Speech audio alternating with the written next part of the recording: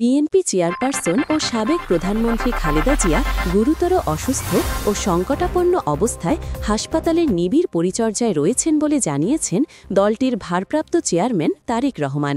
তিনি বলেছেন, এমন সংকটকালে মায়ের স্নেহ স্পর্শ পাবার তীব্র আকাঙ্ক্ষা তার থাকলেও বাস্তবায়নের ক্ষেত্রে একক সিদ্ধান্ত গ্রহণের সুযোগ অবারিত ও একক নিয়ন্ত্রণাধীন নয়।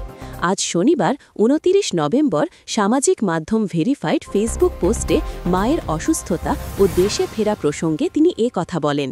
তারেক রহমান ফেসবুকে লিখেছেন, বাংলাদেশের সাবেক প্রধানমন্ত্রী দেশনেত্রী বেগম খালেদা জিয়া গুরুতর অসুস্থ ও সংকটাপন্ন অবস্থায় হাসপাতালের নিবিড় পরিচর্যায় রয়েছেন।